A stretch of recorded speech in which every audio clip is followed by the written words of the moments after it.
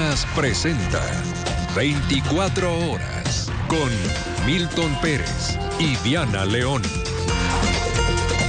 Buenas noches con todos. Bienvenidos a 24 horas. El presidente electo de Chile busca apoyo para la lucha contra el crimen transnacional y contra la migración ilegal. Con estos temas llegó a Quito hoy para reunirse con Daniel Noboa. Hola, Diana. Hola Milton, amigos, muy buenas noches. Estamos a 24 horas de la Nochebuena y la actividad comercial es intensa y el tráfico se vuelve caótico. Más adelante, Astrid Singre desde Guayaquil y María Gracia Chacón desde Quito nos informarán. Empezamos a revisar las noticias. El presidente electo de Chile, José Antonio Kast, llegó al país para reunirse con el presidente Daniel Noboa. Seguridad y migración irregular marcaron la agenda del encuentro. En medio de honores fue recibido el presidente electo de Chile, José Antonio Kast, en el Palacio de Carondelet en el centro de Quito. Esto previo a su encuentro con su homólogo ecuatoriano Daniel Noboa. Seguridad, comercio, inversiones e integración energética fueron los principales temas que se abordaron en el encuentro que duró cerca de 4 horas. Enfrentar temas de inflación, enfrentar temas de pobreza, enfrentar el tema del crimen organizado, de la inmigración ilegal, no es fácil para ningún país. Y aquí han dado muestras de que, no apelando al populismo, los países salen adelante. Las reuniones principalmente versaron sobre temas de cómo enfrentar crimen organizado, que no respeta banderas y corrompe las instituciones. La migración irregular fue otro de los temas centrales. Kast atribuyó este problema al gobierno dictatorial de Nicolás Maduro, al que dijo no reconocer. En esa línea, y aunque no se lograron compromisos con Ecuador, pues Kast será posesionado oficialmente como presidente de Chile el próximo 11 de marzo, adelantó que ha conversado con el canciller de Perú y autoridades de otros estados para la creación de un corredor humanitario. Para las personas que están de manera irregular en Chile, en Perú, en Ecuador, puedan volver a su patria. Todos tenemos la misma situación provocada por un gobernante que es ilegítimo en Venezuela. Lo que venga hacia adelante irá en la línea de facilitar el regreso de las personas a su patria. Hay que ver las condiciones bajo las cuales se abriría el corredor humanitario y sobre todo que sea un corredor que se abra en todos los países para que esta fluya.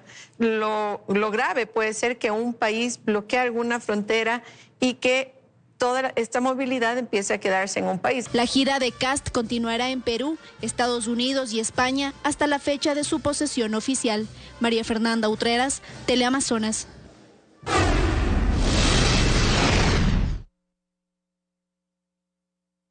Mario Godoy, presidente del Consejo de la Judicatura, aseguró que no renunciará a su cargo y que comparecerá con información contundente sobre el caso del juez Serrano. Dijo que con su llamada a juicio político buscan tomarse la Judicatura y luego el Consejo de Participación Ciudadana. Que a quienes lo acusan no les interesa el juez Carlos Serrano, sino tomarse las instituciones del Estado. Es lo que aseguró el presidente del Consejo de la Judicatura, Mario Godoy, en una entrevista la noche de este lunes en RTU, luego que en la Asamblea Nacional se anunciara su llamado a juicio político. Según Godoy, el objetivo no es solo la Judicatura, sino también el Consejo de Participación Ciudadana. Porque esto lo quieren convertir en político. Aquí la causa principal es básicamente la cabeza de Mario Godoy como un botín. Eso es lo que ven los partidos políticos y esto ya queda bastante claro y evidente a dónde apuntan. Se quieren tomar el Consejo de Participación, el Consejo de la Judicatura y designar a las autoridades. Voy a ir con información contundente y ese día se va a sacudir un poco el avispero. En sus declaraciones, Godoy negó, por ejemplo, que a través de Henry Gaibor haya presionado al juez Serrano para fallar a favor del narcotraficante serbio y aclaró que su esposa dejó la defensa del procesado antes de que él asumiera funciones. Los audios, al menos yo particularmente, no logro entender un poco cuál es la relación, pero sí creo entender que quieren construir un relato. Yo, en los audios no aparezco. Pero tiene un pasado, y ese pasado es defensa a narcotraficantes. Se casó con alguien que llegó a defender a narcotraficantes, y todo abogado tiene derecho a elegir sus casos. Pero lo que no tiene derecho un abogado que defiende el crimen organizado es a dirigir el máximo órgano de administración del sistema de justicia. Esto se llama conflicto de interés. Explicó además por qué aún no se acepta la renuncia del juez y el retiro de la cápsula de seguridad. El Consejo de la Judicatura no le quitó ningún miembro ni elemento de seguridad porque no es nuestra competencia, y además cuando llega el oficio nosotros inmediatamente mandamos a la policía. Al doctor Serrano no es que no se le quiera aceptar porque hay un tema de retaliación. Aquí las renuncias son aceptadas por el Pleno y uno de los requisitos es que la carga procesal está al día, sentencia reducida de escrito. Felipe Rodríguez, quien hizo público el caso, dice que estos no son los únicos audios y aunque Fiscalía ya ha iniciado una investigación previa, critica que no se hayan tomado más acciones. En casos menos relevantes, en casos menos escandalosos, Fiscalía allana y detiene. En este caso que ha hecho Fiscalía, absolutamente nada. Esta bomba es mucho más grande de lo que se ve. Hay más jueces presionados. Por ahora, el presidente de la Judicatura descarta renunciar a su cargo. Lucía Clavijo, Teleamazonas. El juicio político en contra del presidente del Consejo de la Judicatura podría confirmarse si la intención que tiene el oficialismo y el correísmo de unir sus votos se concreta. Las dos bancadas hablan de impulsar la destitución de Mario Godoy una vez que las causales se confirmen. La intención de llevar a juicio político al presidente de la Judicatura, Mario Godoy, pone de acuerdo al correísmo y ADN del gobierno en la asamblea. El asambleísta oficialista Andrés Castillo, durante una entrevista en De Lunes a Lunes en Teleamazonas, aseguró que si se configuran las causales, será él quien impulse el enjuiciamiento. Yo me comprometo a hacer todos los procesos de control político que sean necesarios. Y si es que eso es un juicio político, pues lo vamos a hacer también. Sin embargo, la Revolución Ciudadana les lleva ventaja. El asambleísta Blasco Luna anunció que su bancada está por reunir todas las firmas necesarias y en estos días, una vez se levante el receso legislativo, presentarán dicha solicitud de juicio político en contra de Godoy. Nuestra función es la función política amparada en el artículo 151 de la Constitución, y eso es lo que nosotros vamos a aplicar para el tratamiento y también para demostrar su vínculo o posible vínculo con estos grupos y estas mafias delictivas que operan en el país. Y si esta intención en común de las bancadas se traduce en votos entre ADN y el correísmo, sumarían más de 101 voluntades, que les obliga el artículo 85 de la Ley de la Función Legislativa para destituir y censurar al presidente del Consejo de la Judicatura. Y si es que es del caso y hay elementos suficientes, pues por supuesto que el juicio político puede caminar. Pues por supuesto, nosotros votaremos. ADN, ojalá haga lo propio y tener esa votación para censurar y para dar una muestra cierta de que no se pueden burlar de la justicia en el país. El primer paso en este proceso de fiscalización es que el titular de la Judicatura acuda al llamado de la Asamblea y entregue información. El plazo que le dio el Parlamento es de 8 días y se vence el 5 de enero. En Quito, Karen Aro, Teleamazonas. Yazimir Serdán, ciudadano serbio de 46 años, procesado por narcotráfico y lavado de activos en Ecuador, es el punto de convergencia entre el crimen organizado y la corrupción judicial. Según registros de la policía, sus operaciones en el país datan desde hace una década. Se logró intervenir a una organización internacional que se proveía de droga. Este es quizás uno de los primeros registros de sus operaciones en el país. En septiembre de 2014 fue detenido en la operación Oro Blanco, en la que la policía desmanteló un narcolaboratorio en Santa Rosa, provincia del Oro, y ahí aparecía su nombre. El líder de la organización, un ciudadano serbio-bosnio. En 2015 fue condenado a 17 años de prisión por narcotráfico, pero su pena fue rebajada a 10 años. Y dado que ya había cumplido 2/5 partes de la condena y que se encontraba en mínima seguridad, se dispuso su prelibertad. Ocurrió en 2018. Fuera de prisión, el serbio continuó operando. Según registros de la policía, es el responsable del envío de no menos de 10 toneladas de cocaína desde Ecuador a Europa. En el país, tejió una red de empresas a través de la que movía el dinero bajo la fachada de empresario camaronero y de seguridad. En noviembre de 2024 volvió a caer, esta vez en el operativo Euro 2024. Se capturó a Hezimir S., quien tiene un antecedente por drogas y es considerado un objetivo de alto valor. En una acción conjunta entre la policía de Ecuador y la alemana. Fue detenido en una lujosa propiedad en Isla Mocolí, San Borondón. Al momento se encuentra en la cárcel de Santa Elena. desde donde compareció a la audiencia en la que fue sentenciado y en la que, según registros, amenazó al juez Carlos Serrano, cuyo caso ha permitido destapar otro capítulo de las influencias del crimen organizado en el sistema de justicia. Porque la justicia es una mercancía y alguien siempre está buscando tener un pedazo de la parcela. Desgraciadamente eso es así. Esta vez, con Mario Godoy a la cabeza y su entorno involucrado en este polémico caso. Carlos Acoto, Teleamazonas. El presidente Daniel Noboa viajará a los Estados Unidos del 26 al 27 de diciembre para atender asuntos de índole personal. El nuevo viaje se dará después de Navidad y antes de acogerse a la licencia de 18 días por vacaciones. Así consta en el decreto ejecutivo 264 expedido por Noboa hoy. En el documento se declara en comisión de servicios al jefe de seguridad presidencial, quien lo acompañará en este desplazamiento.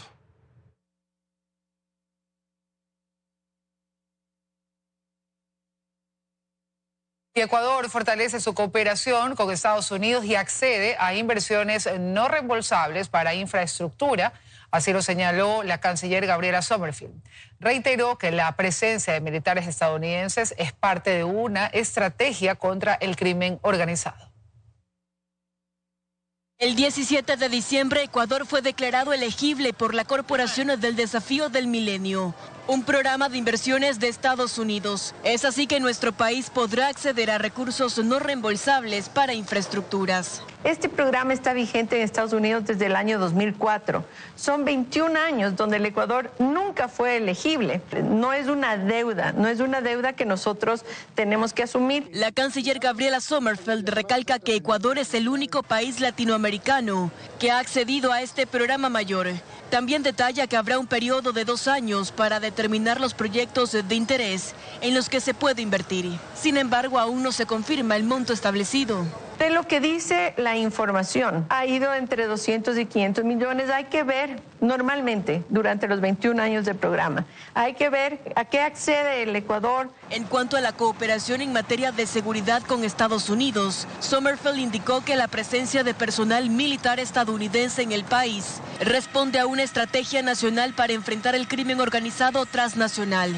Es una respuesta a las múltiples reuniones, conversaciones que se ha tenido de alto nivel con los Estados Unidos para poder, a través de los acuerdos que fueron firmados en el año 2023 y que fueron implementados en el 2024, acceder a mayor cooperación. Pero no somos parte de un plan contra Venezuela, ni mucho menos. No somos parte de ese plan que usted plantea, no, hasta el día de hoy eso no se ha planteado. Reiteró que se trata de operaciones temporales. La temporalidad la definen los intereses y la necesidad requerida para enfrentar la problemática. Asimismo, Sommerfield ratificó que la reunión entre los mandatarios de Ecuador y Estados Unidos va encaminada, aunque aún no hay fecha establecida. Será el día que se firme el acuerdo de reciprocidad en comercio que tenemos. Entre otros temas, Sommerfield aseguró que la exención del visado Schengen es una prioridad constante en las reuniones con autoridades europeas. Bernarda Ceballos, Teleamazonas. El riesgo país del Ecuador cayó por debajo de los 500 puntos, ubicándose en 499, su nivel más bajo desde febrero de 2018. El viernes anterior, el riesgo país cerró en 508 puntos y para inicios de diciembre se encontraba en 521. Este indicador, elaborado por el banco de inversión JP Morgan, es un termómetro de cómo perciben al país los inversionistas o acreedores internacionales a los que el Ecuador les debe dinero.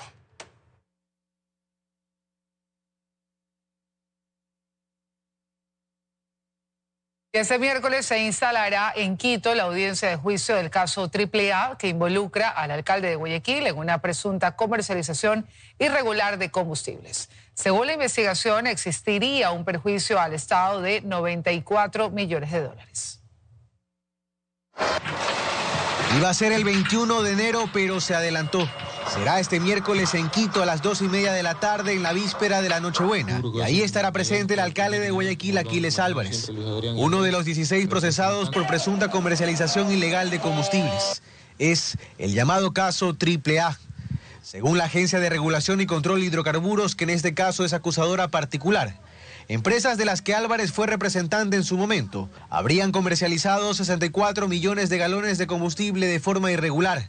Algunos ejemplos. En el caso del Chevrolet Cruz, consta un abastecimiento de 145,000 galones en un periodo de 4 años. Se habría tanqueado 8 veces diarias durante todos los días por 4 años. Ramiro García, abogado de Aquiles Álvarez, dice que de aquello deben hacerse responsables las estaciones desde las que se despachó esas cantidades, que las empresas de Álvarez son comercializadoras, es decir, que no venden al consumidor final.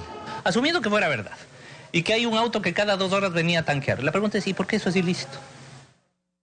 Raro es. Raro, sí, por supuesto. Entonces tenían que haber ido, investigado y ver qué hacía ese auto o esa cuenta con ese combustible. Asegura que todo tiene una explicación. Cuando usted va a cargar gasolina, le dicen tal nombre, consumidor final o factura, consumidor final, y cogen y ponen y dan el clic a una cuenta por default. Usual pero no legal. Sí, por supuesto, pero además de eso tiene que responsabilizarse la estación de servicio. Pero no es lo único. La Agencia de Regulación y Control de Hidrocarburos detalla que las empresas de Álvarez tenían participación en todos los segmentos de la comercialización de diésel, es decir, el automotriz, el industrial y el naviero. Y que no había, dice García, pues las comercializadoras solicitan el combustible a Petroecuador con base en un requerimiento de las estaciones de servicio. La ARCH dice, la comercializadora debe controlar. Es verificar que efectivamente su red de distribución esté cumpliendo con los parámetros normativos establecidos en la legislación hidrocarburífera, respetando el segmento, respetando el usuario final. Claro, pero dentro del ámbito de sus competencias, y el ámbito de la competencia de la comercializadora es recibir el combustible y entregar a la estación de servicio, y no más. No puede responsabilizarse por lo que haga la estación de servicio con el cliente final. Es, para la defensa de Álvarez, un caso con tintes políticos. Para la Agencia de Regulación, un proceso de control técnico más, frente a lo que consideran es un modus operandi con otros delitos conexos. Carlos Acoto, Teleamazonas. Y en esta época de Navidad les contamos que se registra congestión vehicular en la capital, provocada así por la intensa movilización de la ciudadanía que acude a realizar sus últimas compras navideñas. María Gracia Chacón, desde la Avenida Naciones Unidas, nos amplía la información. María Gracia, te escuchamos. Buenas noches, así es, a esta hora se registra un intenso tráfico en la capital, sobre todo en la avenida Naciones Unidas. Esto debido a que en esta zona de la ciudad hay varios centros comerciales y los vehículos buscan entrar a estos para que las personas puedan comprar los últimos preparativos para la Navidad. Nosotros durante la mañana realizamos un recorrido en el sur de la ciudad y conversamos con los comerciantes, quienes nos indicaron que durante esta época navideña ellos han registrado un incremento de hasta el 80% en ventas. En el siguiente reportaje le contamos más. En el sur de Quito, la Navidad se ha adueñado de las calles y los comerciantes no pierden la oportunidad de ofrecer sus productos a precios atractivos. Así se vivió este martes en San Bartolo. Las aceras se convirtieron en vitrinas improvisadas, donde las personas encontraron una amplia variedad de opciones para buscar obsequios a vísperas de Nochebuena. Listando los últimos detalles ya para las fiestas. Las pijamas para nuestra temática de la fiesta de diciembre. Sí.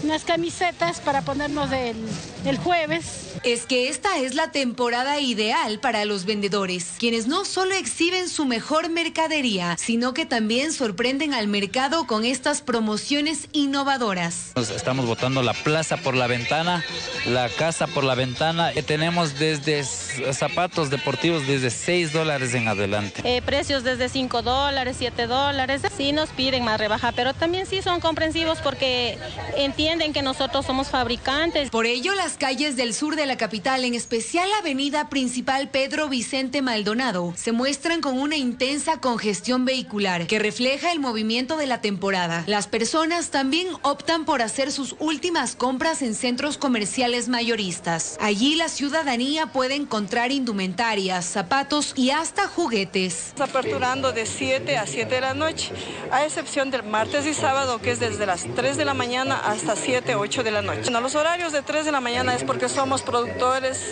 ¿Ha aumentado la cantidad de personas que llegan a la juguetería? Sí, casi un 80%. Muchas personas trabajan, entonces con ese horario facilitan a las personas a que podamos hacer las compras. Familias y vecinos comparten, se apresuran con los últimos preparativos y respaldan la economía local para que los comerciantes también lleven el espíritu navideño a sus hogares. Así es, como pudo observar, la ciudadanía tiene varias opciones en el sur de la capital para llenarse de regalos y también obsequios para sus familiares y amigos en esta época navideña. Nosotros les seguiremos informando el día de mañana acerca de cómo las personas se preparan para esta Navidad. Esa es la información que le tenemos a esta hora de la noche. Regresamos con ustedes a estudios.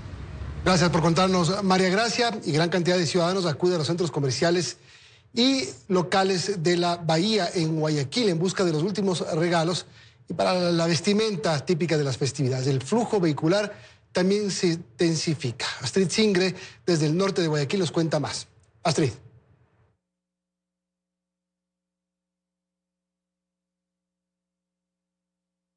¿Qué tal? Buenas noches en estudio, amigos televidentes. En efecto, pues el movimiento económico a pocas horas de Nochebuena y de Navidad pues se intensifican, pues hay gran afluencia de personas, familias enteras que vienen a hacer sus compras de último momento. Nosotros nos encontramos en un centro comercial al norte de la ciudad de Guayaquil y como este centro comercial hay otros centros comerciales pues que están extendiendo sus horarios de atención hasta las 10 de la noche. De hecho, también en este centro comercial como en otros, no solamente se extienden los locales pues de ropa, de electrodomésticos y más, sino también pues el patio de comida es, en este caso pues se extienden hasta las 11 de la noche, mientras que ya el día de mañana la atención es más reducida. Mañana 24 de diciembre pues la atención en este centro comercial pues será hasta las 7 de la noche. Y es que pues todos quieren realizar sus compras, comprarse pues la ropa para esta Navidad y también los regalos para los niños y más.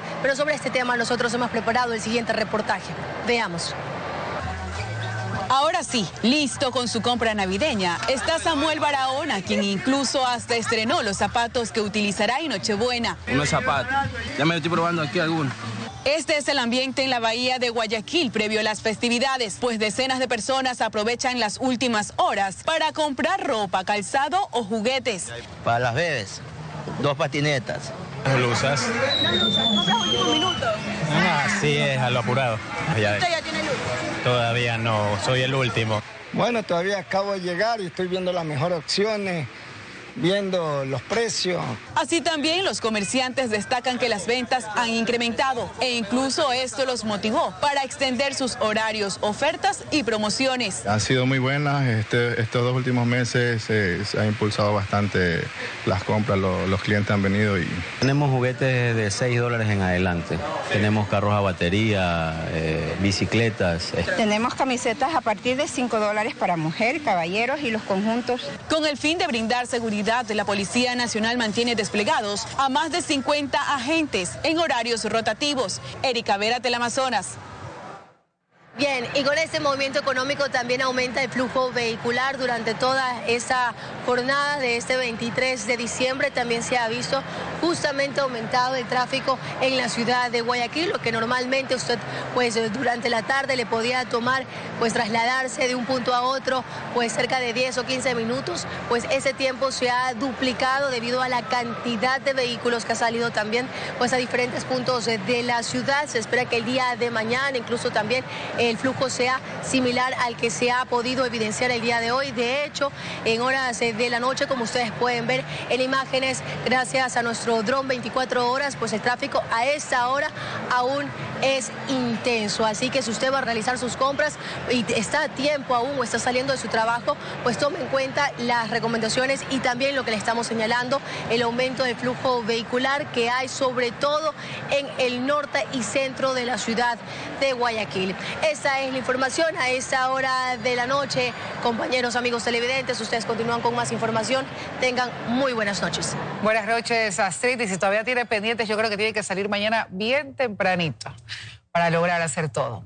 Y también les contamos, amigos, que entre abrazos y globos de bienvenida, los migrantes ecuatorianos que retornan al país protagonizan historias de amor y de unión familiar. En el aeropuerto de Guayaquil hay escenas conmovedoras de quienes regresan para compartir la Navidad. Así lució el área de arribos internacionales la mañana de este martes, víspera de Nochebuena. Decenas de ciudadanos esperaban a sus seres queridos que retornaron al país para pasar las festividades con los suyos. Abrazos, globos de bienvenida, lágrimas de felicidad y fotografías fueron parte del momento. Carla Salinas llegó en un vuelo procedente de Estados Unidos. Sus abuelos y demás familiares la fueron a recibir al aeropuerto tras estar 5 años sin verla. Extrañaba muchísimo. Sí, y sobre todo también al país. Gracias por estar aquí. Regreso casi después de 5 años al país. Historias similares se repiten. Humberto Cárdenas, en cambio, esperaba a sus sobrinas, a quienes no ve desde hace 4 años. Ellas arribaron en un vuelo procedente de Nueva York. A mis sobrinas, a las hijas de mi primo. Hay emoción de por medio, entonces. Esto, claro. No, mis hijas llegan. Sí, aquí esperándola ahí. 4 años yo las vengo a ver, sí. Claro, aquí ya esperándolo con el rico encebollado, pues no. Así como ellos, Camila Ceballos también se encontraba en la sala de arribos internacionales. Ella, con un cartel en mano, esperaba a su futuro compañero de vida, su prometido. ¿Cuánto tiempo ha pasado desde que no lo ha visto? 5 meses aproximadamente. Sí, próximamente ya nos casamos, prácticamente la semana que viene. Se espera que este martes arriben 4.000 personas en los más de 20 vuelos internacionales. Bernarda Ceballos, Teleamazonas.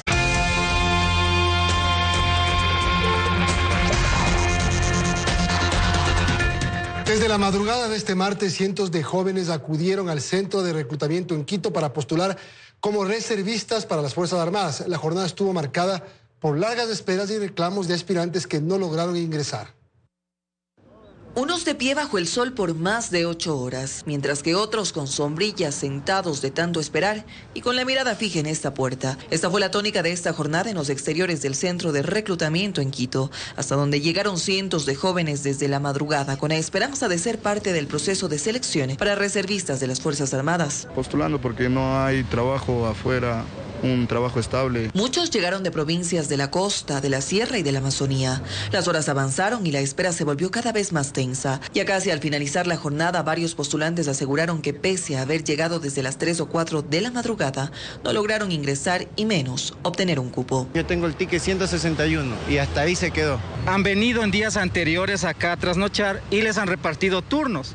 Entonces, ¿para qué se convoca a una fecha si se da turnos con preferencia? Ante estas quejas, el jefe de prensa del Comando Conjunto de las Fuerzas Armadas explicó que el ingreso de los postulantes respondió a una planificación previa y a un registro realizado con anterioridad. Se han entregado turnos para que haya un mejor control. Usted ve la demanda a nivel nacional y es por eso que hemos visto que se ha saturado las diferentes bases y centros de movilización. Y es que su desesperación no era para menos, pues muchos de ellos aseguraron llevar meses sin empleo y no encontrar oportunidades laborales. ¿Tú estabas trabajando antes?